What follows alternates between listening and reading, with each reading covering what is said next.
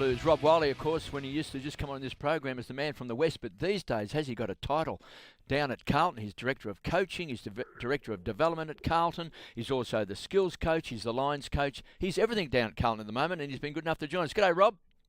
Hi, good morning, KB. How are you today? That's a very big, long business card you've got these days.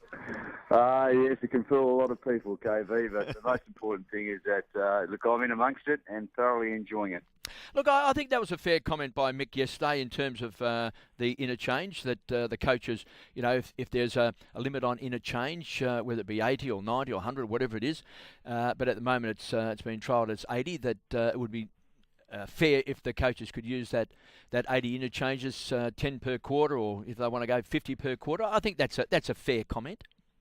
No doubt. And Mick's been the forefront of rotations, KB, as you well know, that, a number of years ago at Collingwood, he started to instigate many rotations. So I think in any coaching situation, if you've got the right to be able to, be a little bit proactive, then, you should have every right. And I think that's where Mick's on that, sometimes you can be proactive, you can set some really good strategies during the course of the game. So given that right, of being able to control your rotations, even though it might be capped, I think is certainly an advantage. Well, if rotations are kept at some time in the future, I mean, that's something that would have to be taken on board. I think just for the NAB Cup, in terms of the capping of the rotations, probably just gone for 20, 20, 20, 20 and 20. Of course, the 4 quarters with 20 rotations. But if it comes into the game itself and it becomes one of the rules that you've got rotations capped, well, then I think what are you suggesting?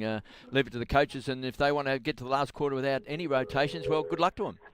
Yeah, exactly. And I think the beauty of the NAB Cup, KB, is that experimentation, that you can sort of, try a few things, and if they work, and we've seen in the past that, things have been tried in the NAB Cup and they've come into the real season. So, I for one, aren't against, trial periods, but making sure that it's always to the welfare of the player and to the betterment of the game. Last week's game was good for Carlton, for Mick and yourself. I suppose for a long time you've been involved in development, but being a midfield coach this year would have even been a little bit strange for yourself. Now, look, you got to take for what it's worth at NAB Cup, and, one of the most important things is about getting match fit. But, from our point of view, with Mick coming in on board and myself, it's always great to get a good start. And I think the positives for the Carlton Footy Club was that, GWS played pretty good football, yeah. KB, and Carlton were able to, sort of hang in there and come at the right time. And, a nice goal by Levi Casbolt certainly put us in front. So I think, that was a real positive. And then our first half against Sydney, the reigning premiers, was certainly exciting, and the midfield did very well. But, the overall side did pretty well, led by Michael Jamison down the back. I thought he looked very sharp. Sean Hampson certainly took his opportunity to do some good things in the ruck, and then there's a lot been said about young Sam Rowe, who's coming off his illness from last year. So look, there are a lot of positives, but we're still a long way from where we want to be. Obviously, a new game plan that Mick's introduced, albeit simple, it does take a little while to understand. So, look, we were very happy with the way the boys went about it, and a lot of positives came out of it. Well, Sam Rowe did catch my eye as well, and just listening to Mick yesterday talking about Jared Waite in some sort of doubt for round 1 game against Richmond, maybe this young man will get his chance, and wouldn't that be a story? Well, there's a lot of talk that Carlton big men, they all got in last year, which put pressure on across the board, across the team. So, if we've got Levi Casbolt, Sam Rowe, Robbie Warnock, Matthew Cruz, these types of players, sort of putting their hands there, Sean Hampson, there's certainly pressure in the team to pick the right big men. So, and that's what you need. You obviously need that pressure from internal. And, we just got our fingers crossed that they can stay healthy. That's certainly been the one thing that we've tried to make sure is to get them fit, but also keep them healthy. And, as I said, they showed some great signs last week. And I saw Tom Bell kick a booming goal as well, that young boy. Yeah, well, again, he played some pretty good games last year as a young rookie. Half a dozen games, I reckon. Yeah, I think you're right, KB. And, look, he's a powerful young man. He's got a really good tank, KB. And look, he's still learning the game. He's being through the midfield and obviously spending a lot of time with Chris Judd has been fantastic for Tom Bell. And I think that, as I said, Carlton supporters should be really pleased with the way this young man's coming. And when you got that big body around the stoppages and you're playing against sides like Hawthorn, Sydney, West Coast have got those big bodies. Someone like a Tom Bell can certainly pave the way for other midfielders. So he's certainly trained well and he's going in the right direction. Rob Wiley is joined as Director of Coaching and Development at Carlton. Rob, with Cruiser, I noticed he didn't play on the weekend. I'm not quite certain whether he's going to play and when he's going to play. You might be able to bring us up to speed there. But with Warnock and Hampson, obviously you've had discussions about the first game of the season. Is it possible that those three big guys can play in the same side? Well, you've always got to see who you're playing against, Kobe. And Richmond, they're looking like they're going to improve this year. And their side is about sort of quick movement. So as long as those players can fit into that style of footy, being able to mix big on the defence, as we all know, keeping that ball inside that forward 50, those guys can play that role. Then there's a place for them. So the good thing at the moment is that we have those options, KB, and when we sit down as a match committee, obviously we sit down week in and week out now, but and it changes from week in and week out because players, form changes throughout the NAB Cup. So at the moment, all those big men are playing good footy. We're hoping that Matty Cruiser can play this week, and for all Carlton supporters, it's about really managing those players through this period, giving them enough games to get them match fit, but not, and also having the realisation that it is a long season. So, we've got to manage those players. I read in the article today about Nick Maxwell saying that some of their senior players will be throughout the course of the year. And I think that's where clubs are heading these days, KB. It is, high intense stuff. There's a lot of footy played. So it's about making sure that they pick it at the time.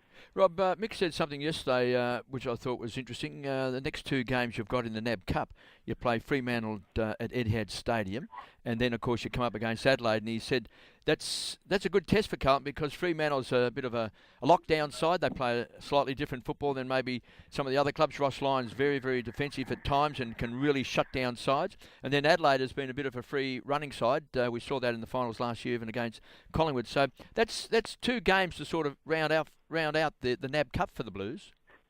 Yeah, exactly, KB. And, I think, the stats showed that Fremantle became one of the best defensive sides last year.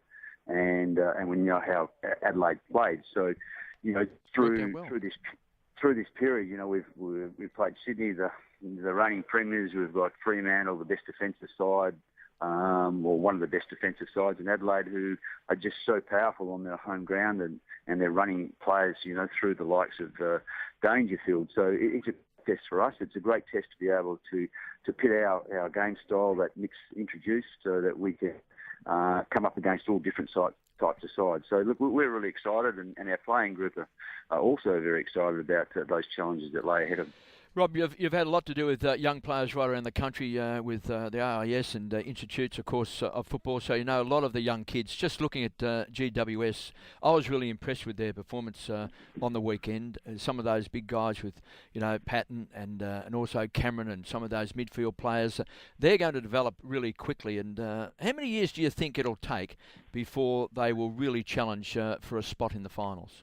Well, that's an unknown. I suppose, it was about the Gold Coast going to challenge within 2 or 3 years. Well, they said they win a premiership within 3 years, the Gold Coast. Yeah, that's true, KB. You're laughing there, aren't you, Rob? You're laughing. No. Look, all I'm saying is that, it does take a while for sides to gel. You're bringing people from all parts of the country together and, it is a period of getting to know each other. I think just listening, and I spoke to Steve Canilio last week up in Sydney and, he was very impressive about the way that they have gelled together. It still takes a while. I know, West Coast is as much as there's probably, 100% of West Australians.